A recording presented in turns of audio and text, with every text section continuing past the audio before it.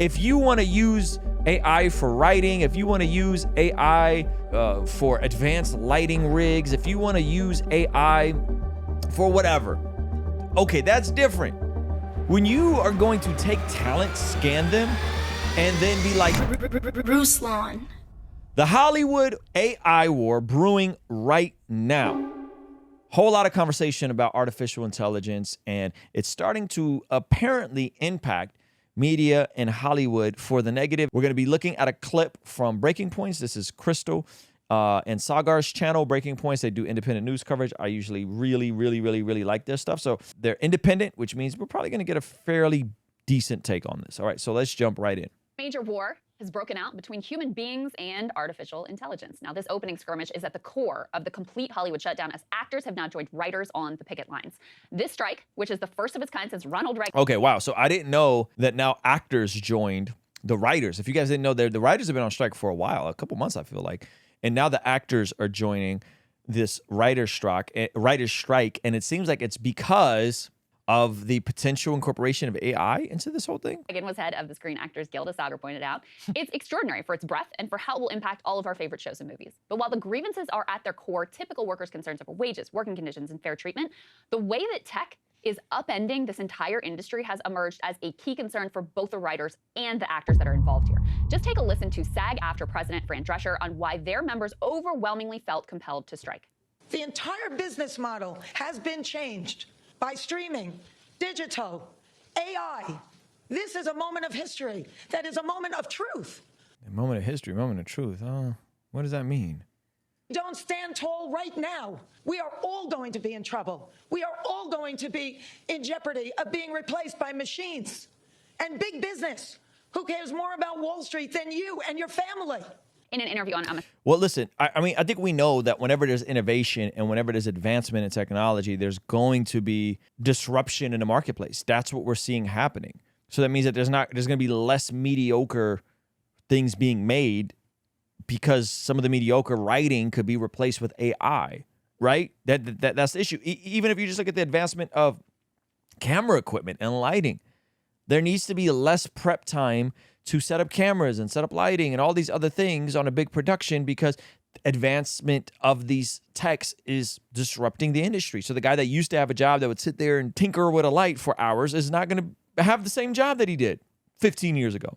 MSNBC, she went into even greater depth about some of the specific AI proposals that the union had so recoiled at. Just take a listen. There are things that they want to have our background performers work one day for and get scanned for AI, and then they own the likeness of the person digitally, and they could use them over and over again. What is going to happen to that hardworking background person? They're going to be out of business. Yep, they are, and that sucks, and that's sad. And a lot of people are going to be out of business, but such is life. Innovation disrupts industries. This is how it's always been. This is how it's always going to be. And there are some things that are not disrupted, like apparently The Chosen, which is crowdfunded, was disrupted for a few days and they're right back to it, right? So I think this is an interesting tension that she's pointing out to. But like, I mean, are we mad that like taxi drivers don't make what they used to make? I don't know. These things happen with the advancement of technology. There's all kinds of things that have been replaced. There's all kinds of industries that have been replaced as tech advances. I think in my opinion, I think the issue is we lean into it, not pull back from it. I don't know. This is the kind of thing that's happening all over the world. The issues that are being brought up are so novel, and yet in some ways, the struggle is the same as it ever was. So just to give you a little bit of context here, according to the Actors Union, Hollywood studios want to be able to scan actors in order to create AI replicas, which those studios could then use for whatever they want, literally forever. Okay, now that's wrong. That's wrong. You can't do that. You can't scan Drake's voice and then indefinitely use his likeness forever. That's crazy talk. If you want to use AI for writing, if you want to use AI for advanced lighting rigs, if you want to use AI for whatever, okay, that's different. When you are going to take talent, scan them, and then be like, yeah, now we have replica talent. Yeah, that's kind of crazy. That's crazy talk. Create, if AI is advancing so much, then just use it to create your own stuff, right? Wow. Taking people and recreating them as AI replicas, that's just foul. That's crazy. Now, if that's true, that proposal would completely destroy the livelihoods of many actors who depend on background work in order to make ends meet. Would basically be the end of movie extras. Remember, the overwhelming majority of extras, that's a wrap. actors are not the superstar multimillionaire celebrities that become household names. They are more likely to be the background actors who are living paycheck to paycheck, but who are still a key part of making your favorite show or film. Now, the studios did push back on this characterization, saying, I remember I was an extra once when I was in like 6th grade, 5th or 6th grade. I was on some show, and I think it paid $40 for the day. It's pretty cool. I definitely wouldn't have ever tried to make a career out of it. the current proposal would only allow the AI scans to be used on that particular production for which the background actor is employed. Yeah, I'm not really concerned about extras. I think if they're taking, A-list or even B-list movie stars and making replicas of them, I think that's whack. I'm gonna care less if they're using CGI to make extras. Hey, you want to see something kind of crazy? Over 75% of the people that watch this channel are not subscribed. Please consider subscribing and turning your bell notification on so that you don't miss anything we have going here. All right? Peace. And that would be really disastrous for them. And apparently this tech is already being deployed in the industry. Actress Lena Hall wrote on Twitter, quote, "So Snowpiercer Season 4 did a full body scan and full range of emotion capture of all the series regulars on the show, not ever telling us the real reason why. Whoa. Now I know why, and it's really disturbing. Whoa. Because I did not consent." Whoa. Now, okay, and you definitely can't trick people into doing this. You definitely can't trick people into doing this. That's foul. Writers are also striking in part over AI concerns. They fear that in a world where streaming networks are desperate to churn out just as much content as they possibly can as quickly as possible, studios could turn to AI to cut writers out of the process as much as they can. According to The Independent, quote, "Members of the Writers Guild of America, WGA, shared concerns that producers may seek to use AI to write scripts or at least use the technology to complete unfinished screenplays, and have also urged production houses to agree to safeguards around its usage. Screenwriters fear AI could be used to churn out a rough first draft with a few simple prompts, and writers may then be hired after this initial step to punch such drafts up, albeit at a lower pay." Okay, now, hot take. I don't think this is that crazy. I thought they worked this out, this entire writing aspect of it, but I don't think it's that crazy. If you're going to use AI to get the first draft and then get writers to step in and do a second draft, why would you not want to do that? Why would you not want to do that? If I'm writing a book right now. I am talking my book out loud. Then we're transcribing it, right? Then we're transcribing it, and then we're cleaning it up, and then I'm gonna hire people in, editors and formatters in the last step, right? And I still gotta, there's still my ideas. I still gotta talk it through, all these different things, right? It still gotta be coherent. But 10 years ago, I would need a ghostwriter to follow me around because I can't write. English is my second language, right? Or I would have to spend, I don't know, some time to really lock in and learn a whole new skill. Why would we not want help with these sorts of things? These concerns expose the techno-optimist lie that AI will create more jobs than it destroys. Yeah, I don't know if it's going to create more jobs than it destroys. That's tricky. I would hope they figure it out, but I don't know. Thousands of background actors could be put out of work. How many coders will it take to program their likenesses into the background? Handful, maybe? And the job of writer might remain, but it will be degraded so that they will effectively be assistants to the bots, cleaning up the drafts that AI churns out. And what's true for this industry is going to be true for many, many more, because bosses are always going to look for ways to use fewer workers. Workers are expensive. They have rights, and there's at least some limitations on how much you're allowed to exploit them. Bots, they never talk back, they never need time off, and they require no humanity. If the country only cares about profits for the top, human beings could become truly disposable. That's to say nothing of the way that Hollywood has already been degraded and stripped of beauty, risk-taking, and creativity by the demand to place the safest, most market-palatable bet.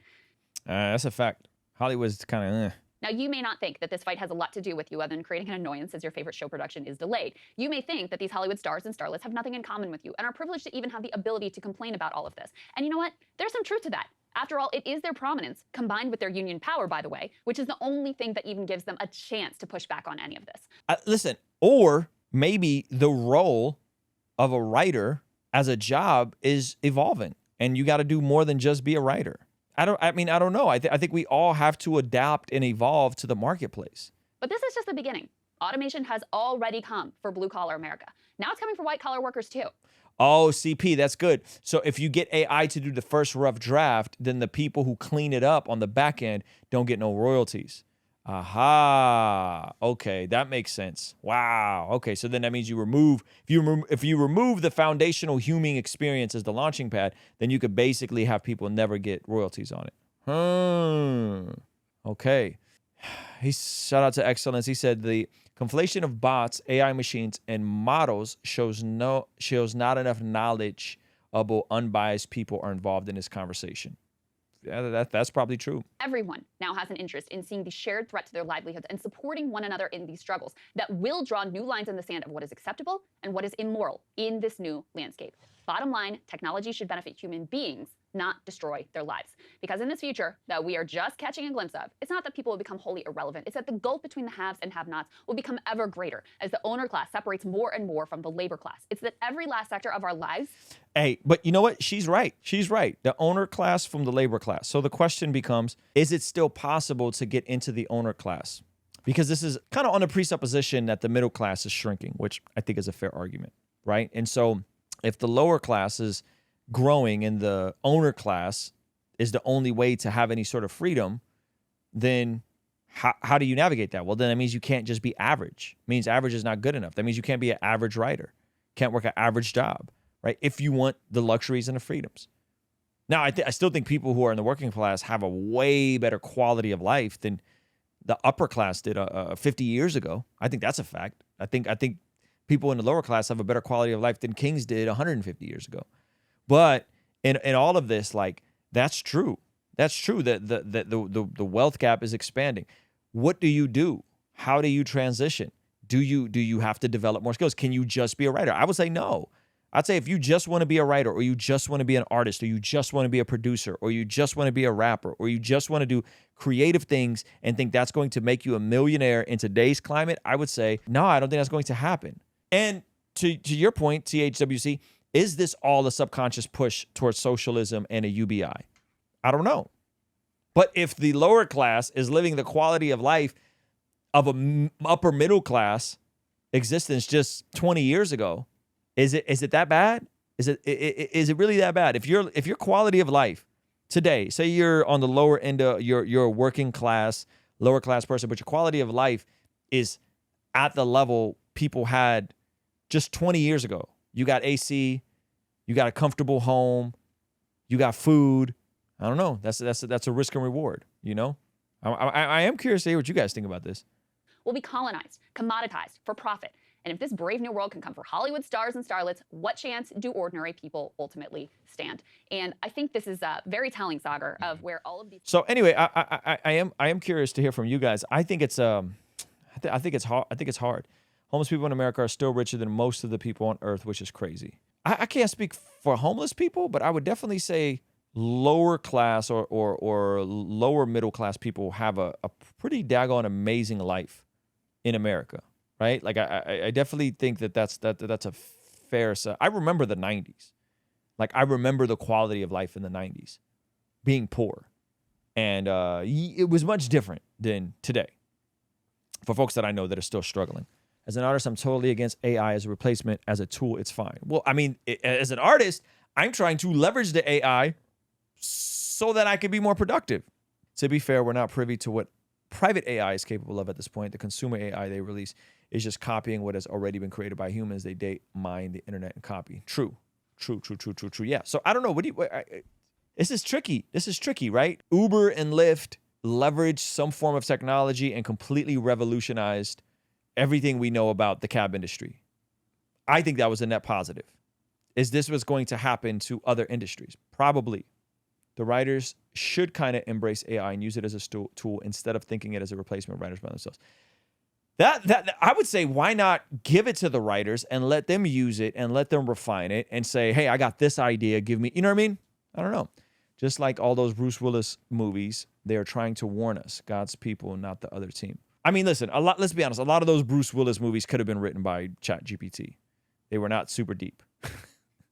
The moment AI starts to take over creative aspects that humans used to do is a moment where a moment where we stagnate. No, I don't think so. I think that's already happened. From artwork to design to production, all those things, that's already happened. That's been a thing. Automation without alternatives makes it harder to find work. Look at self-checkout popping up everywhere. Yeah, that's true. At this point, it's way too early to speculate how AI will impact humanity. Yeah, I think you're right. I think it is too early. They replace most occupations with robots. There's going to be more unemployment. I don't think most. You know what's not ever going to get replaced? All the blue collar, true collar jobs. I don't think there's ever going to be a robot plumber that comes to our house. I don't think there's ever going to be a robot barber. I don't think there's ever going to be a robot phlebotomist. I don't think those are ever going to be replaced. Right? I don't think there's anything. If anything, what if this advancement of technology and AI allows for smaller creatives to leverage it to make better stuff than the Hollywood studios? What if we looked at it from that perspective? I don't know. It's definitely interesting though. Hey, this is a segment from our daily after party stream. Consider partnering with us online for as little as $5 a month to get access to these daily after party streams completely unedited. You'll also get access to our podcast as they are streamed live into the community before anyone else gets to see them, get to interact with our guests, get access to our private Discord server, and a discount code for our store for as little as $5 a month. Ultimately, that will help towards helping us continue contextualizing the gospel using media and podcast here on YouTube. All right, I'll see you over there. Peace.